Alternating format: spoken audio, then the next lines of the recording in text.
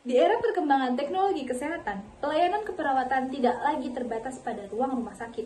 Salah satu bentuk inovasi yang kini telah berkembang adalah telenursing, yaitu pelayanan keperawatan jarak jauh dengan memanfaatkan teknologi komunikasi. Melalui telenursing, pasien tetap dapat memperoleh informasi, edukasi, pemantauan, serta dukungan perawatan tanpa harus datang ke fasilitas kesehatan. Dalam skenario ini, kita akan melihat bagaimana penerapan telenursing pada pasien dengan penyakit diabetes mellitus, sebuah penyakit kronis yang membutuhkan pengelolaan jangka panjang. Pasien adalah seorang ibu lanjut usia bernama Ibu Aminah yang tinggal bersama anaknya bernama Rina. Melalui sesi telenursing, 3 perawat berperan aktif, seorang koordinator yang mengatur jalannya konsultasi, seorang edukator gizi yang memberikan arahan pola makan, dan seorang perawat yang bertugas memantau kondisi kesehatan pasien. Peran keluarga, khususnya Rina sebagai anak, menjadi kunci keberhasilan keperawatan.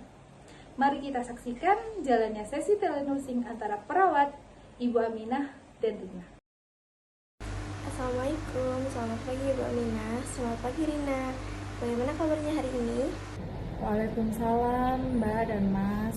Keadaan saya hari ini saya masih ngerasa lemes nih. Kayaknya saya juga kurang tidur ya semalam. Iya Mbak, ibu saya sering terbangun karena merasa haus dan ingin buang air kecil. Mohon maaf, ini saya memotong Mbak Rifka. Sepertinya Mbak Rifka lupa untuk memperkenalkan diri, nggih.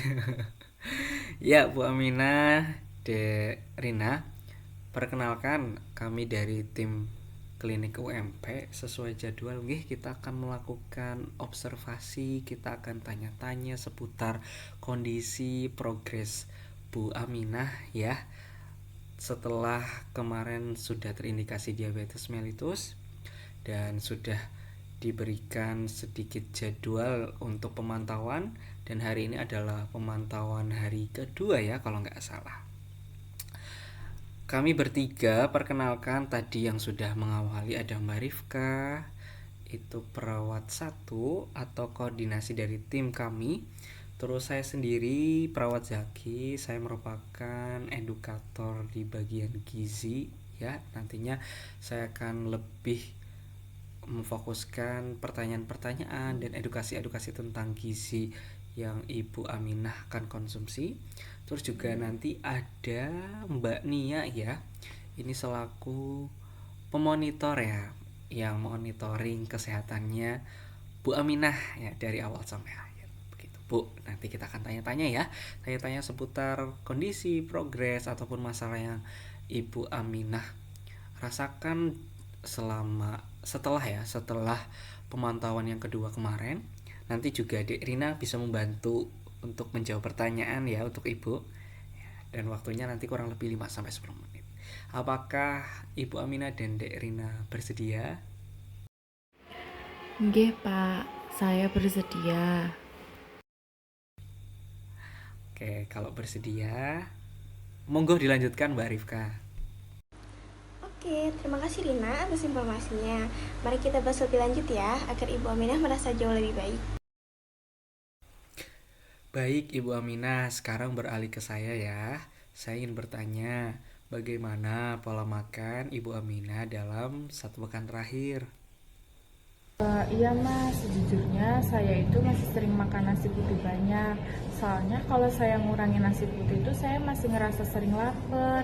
Terus saya juga ini Mas, sering banget pengen makan-makan manis kayak kue. Terus pengen banget tuh minum-minum es teh ataupun teh anget setiap pagi, teh manis gitu Mas. Nah itu Mas yang jadi masalahnya. Saya sudah mencoba mengganti nih Ibu buat makan nasi jagung atau enggak beras merah, tapi Ibu selalu menolak. Ya Ibu Aminah, Dek Rina, saya paham bahwasannya perubahan itu tidak mudah. Tapi sekarang kita lakukan secara bertahap nggih.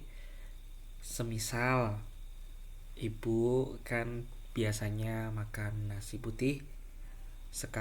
Mulai sekarang ya kita bertahap mulai mengonsumsi nasi merah. Misal di pekan pertama Ibu Aminah 1/4-nya itu nasi merah, 3/4-nya nasi putih. Nanti pekan berikutnya setengah-setengah, setengah setengah nasi putih, setengah nasi merah. Nanti pekan berikutnya 1/4 nasi putih, 3/4 nasi merah.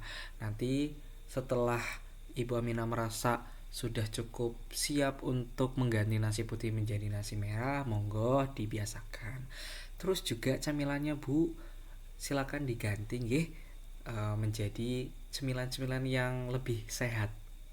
Semisal itu buah-buahan segar, terus makan makanan rebus seperti ubi rebus. Begitu insya Allah nanti kalau misalkan ibu membiasakan diri untuk mengonsumsi nasi merah, buah-buahan segar, dan makan makanan berebus, insya Allah kadar Ibu Aminah lebih terkontrol. Begitu. Iya baik Bu. Saya akan coba ya Bu, selagi masih makan nasi insya Allah saya bisa, karena kalau nggak makan nasi saya nggak bisa.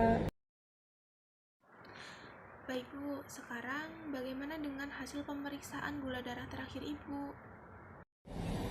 Tadi pagi gula darah puasa saya 210 sih.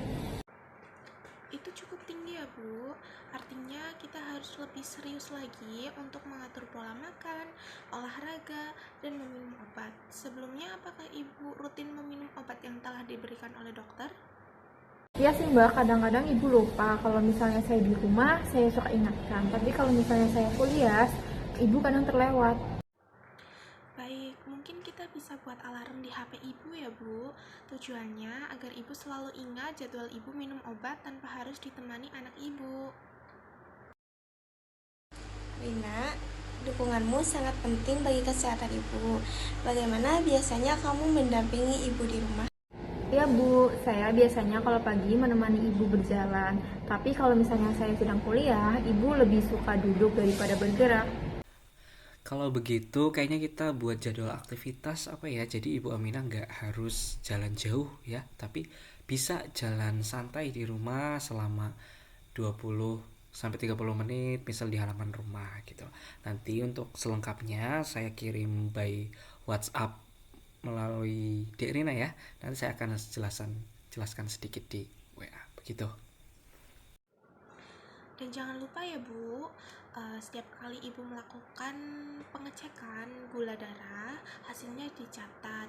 Dengan begitu kami bisa melihat apakah usaha yang Ibu lakukan sudah berhasil atau belum. Insya Allah ya Mbak, Mas, saya semangat kalau misalkan saya ditemani anak saya. Tentu dong ibu, aku kan selalu mendampingi ibu. Baik, rangkuman hari ini, Ibu Aminah agar mengurangi nasi putih, lalu mengganti dengan menambah sayur dan buah, rutin jalan pagi, serta minum obat tepat waktu. Lalu, Ibu mencatat hasil gula darah. Nanti kita akan kembali bertemu di sesi telenasium berikutnya. Sehat selalu Ibu Aminah. Terima kasih Mbak Mas Perawat atas bimbingannya, dan semoga bermanfaat untuk saya dan juga keluarga saya. Terima kasih juga Mbak Mas Perawat. Saya akan selalu mendampingi ibu saya. Inilah gambaran sederhana bagaimana telenursing dapat membantu pasien diabetes mellitus dalam pengelolaan penyakit kronis. Dengan kolaborasi antara tenaga kesehatan, pasien, dan keluarga, perawatan dapat tetap berjalan normal, optimal, meski dilakukan dari jarak jauh.